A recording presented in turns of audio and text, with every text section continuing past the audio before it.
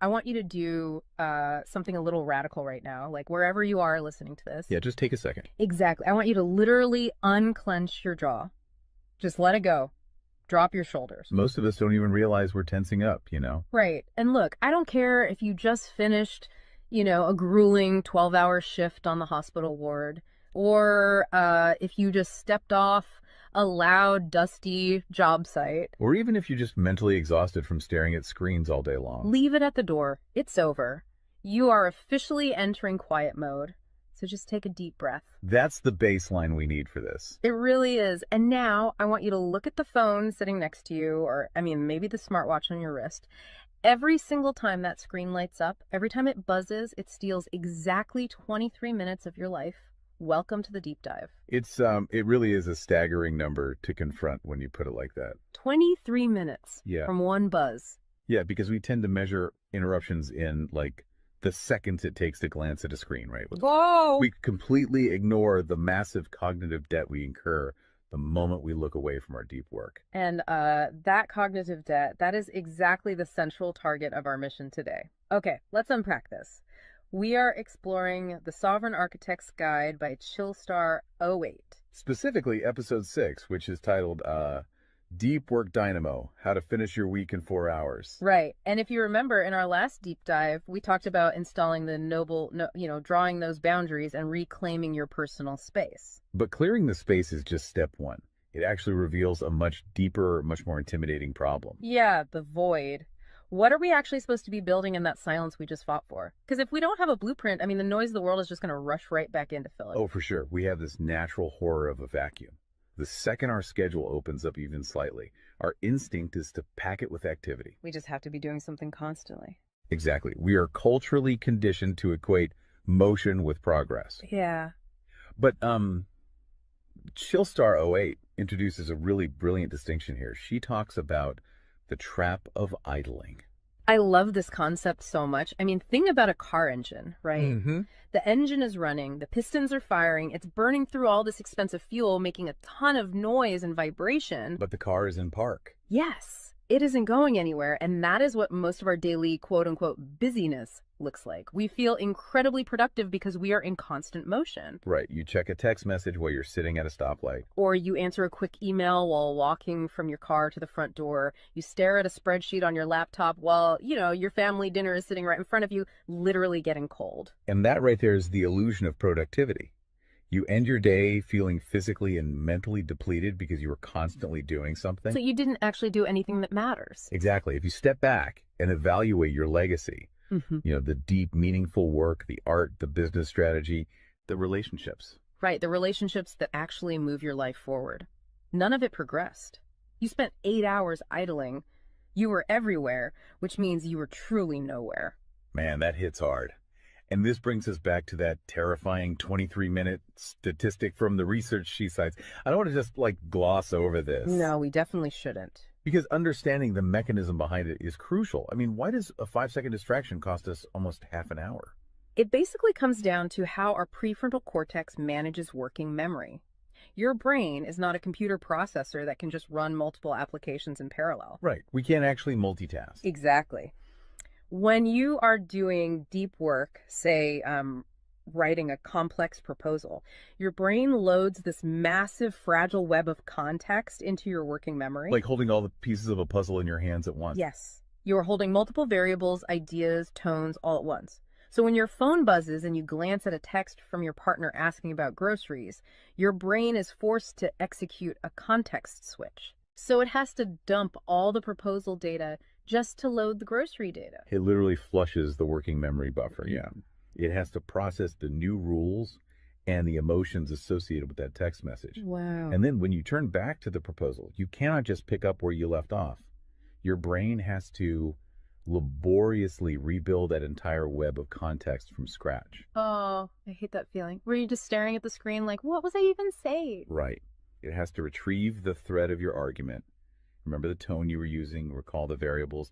That rebuilding process takes an average of 23 minutes of cognitive effort, And it burns a ton of energy doing that, right? massive amounts of glucose. That explains so much. I mean, that is why people hit 5 p.m. and feel physically exhausted, almost sick to their stomachs. Even if they've just been sitting in a really nice ergonomic chair all day. Exactly. They haven't been doing deep work. They've been doing cognitive gymnastics, just constantly flushing and reloading their working memory. They are burning fuel just to stay in park. So, okay, let me bring in what I like to call the transformer concept here. Because our focus is like an electrical grid. If you have, 50 browser tabs open, you are leaking energy as raw, unusable heat rather than concentrated light. That's a great way to look at it. So if we are all acting like our focus is this cheap renewable resource, how do we stop being what Chillstar '08 calls a subject to the pings of the world? I mean, how do we actually become the architect of our attention? Well, what's fascinating here is how she frames the philosophical shift we need. She says utility does not equal value. Oh, say that again. Utility does not equal value. Right. In the modern workforce, we have been completely conditioned to believe that being constantly available makes us valuable. Like if you answer a Slack message in 3 seconds, you're the hero. Exactly. You are praised as a good worker. Or if you jump on a Zoom call with like 5 minutes notice, you're a team player. But that is just utility. I mean, being highly available makes you a commodity. You're like a human router just passing information back and forth. And routers are easily replaced. True sovereignty, true value comes from being impactful. You simply cannot make a deep, lasting impact if your attention is constantly fractured by the agendas of other people. Yeah, when you operate like that human router, you are spending your finite, precious Mondays executing someone else's script. You're a subject to the pings of the world. Okay, so we know the biology of why this destroys our focus, and we understand the philosophical trap of, trying to be too available, but how do we actually fix the mechanics of our workday? We have to build the deep work dynamo. Right. So think of your attention like water pressure. If you poke 50 tiny holes in a garden hose, open browser tabs, email notifications, group chats. The water just trickles at the end. Exactly. You cannot wash a car with a trickle. You're just making the driveway wet. That's true. So the Dynamo Audit she lays out, it's about putting a high pressure nozzle on that hose. It narrows the opening to create a stream powerful enough to actually blast through the dirt. And the first step in that audit is auditing the physical environment itself. She calls it analyzing your signal-to-noise ratio. Okay, so visualize your workspace right now. She asks you to determine if it is a sanctuary or a transit hub. Let's be honest. Most of us are operating in transit hubs. A transit hub is a place of constant arrival and departure. People walking by, announcements over the loudspeaker, just a blur of motion. Yeah, and you can't build a legacy in a train station. But we need to push past the basic phones are distracting advice, right? Because our listeners already know that. Oh, absolutely. Chillstar '08's rule is much more brutal than that. She says if the phone is even sitting on your desk, even face down, it is acting as a parasite on your cognitive grid. A parasite, just by being in the room. The research supports this entirely, by the way. The mere presence of a smartphone in your visual field, even if it is completely powered off, measurably reduces your cognitive capacity. Because your brain is having to actively expend energy to ignore it, right? Exactly. It is running a background process that just keeps saying, don't check the phone, don't check the phone. That is energy being actively stolen from your primary task. So sovereignty literally begins the moment you physically remove the device from the room, put it in a drawer down the hall. Close the door. Make the physical environment quiet. But okay, let's say you've done that. That doesn't stop your own brain from creating internal noise, right? Like trying to juggle 5 projects at once. How do we fix the internal wiring? That brings us to the second pillar of the audit, which is the batch wiring rule. This directly addresses the danger of switching fatigue, which we touched on with that 23-minute penalty. Right, the cognitive glucose burn. Yeah. When we attempt to multitask, like writing a creative brief, then pausing to check inventory levels, then answering 3 customer service emails. And then trying to go back to the brief. Right. We are grinding our mental gears to dust. We are switching between entirely different cognitive states. Because creative writing uses a completely different part of the brain than calculating inventory, obviously. They require entirely different operating frequencies. So the batch wiring rule dictates that you must group similar tasks together based on their cognitive load. Okay. And you do not switch the current until that specific type of work is completely done. You do all your deep analytical thinking in one high voltage burst. And then you save all your reactive administrative stuff for a separate lower voltage block later in the day. Precisely. It's all about staying in one gear. Like if you are driving up a really steep hill, you don't constantly shift between first gear and fifth gear. You lock into the gear that provides the right torque and you just ride it out. That's a perfect analogy. But okay, here's where it gets really interesting. This leads to the third pillar of the audit, and this is where I actually need to seriously push back on the source material a bit. She calls this the zero access window. Ah, yes. This is usually where the resistance starts for people.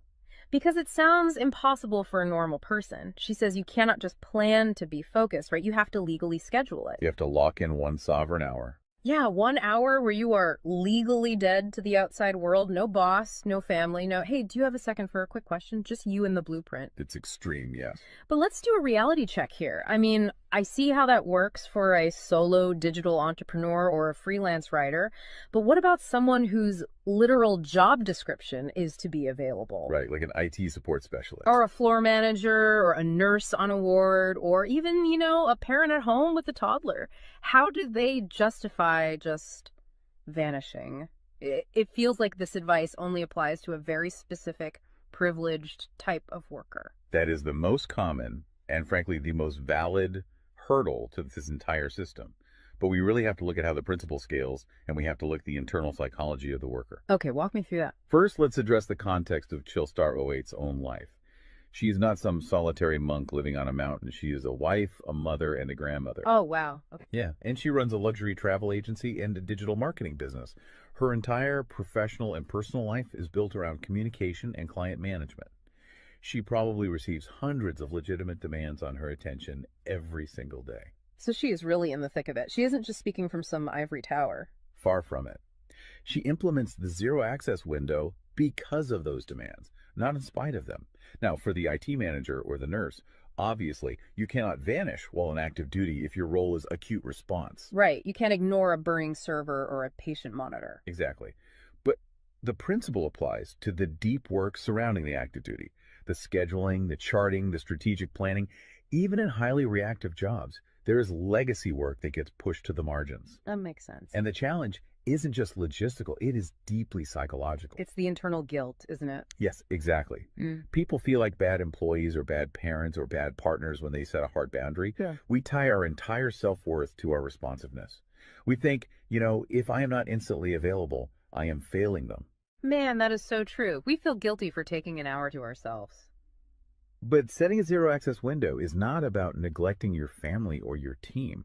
It is about condensing your high level work into massive, high impact bursts of energy so that you can actually be present later. Wow. Okay. Consider the alternative. If you don't carve out that absolute focus, you end up giving your family or your team partial fractured attention for 12 hours straight. Exactly. You are physically at the dinner table, but mentally you are drafting an email. Or you are sitting on the floor playing with your kid, but you're checking a Slack notification over their shoulder. You are trading constant low quality availability for scheduled high quality presence. It is entirely about communicating boundaries to protect the quality of the time you do give people. You tell your team, look, I am going offline for 60 minutes to finish this crucial report.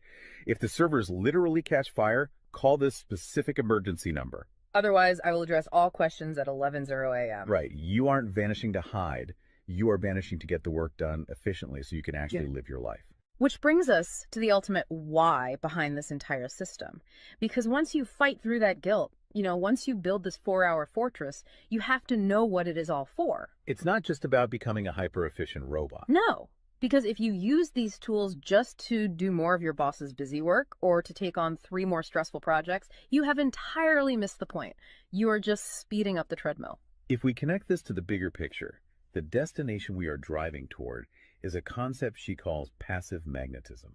Okay, break down passive magnetism for us, because it sounds a bit abstract. Think of it as the gravity your work generates when it is undeniably good.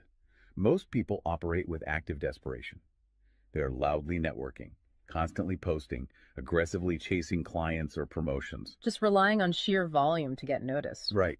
Passive magnetism is the exact opposite. It is the ability to attract results, clients, wealth, legacy, or respect through the undeniable quality of your deep work. Because you actually took the time to build something substantial rather than just talking about building it. Yes, when you engage the deep work dynamo, you produce work so concentrated and so valuable that it acts as a magnet.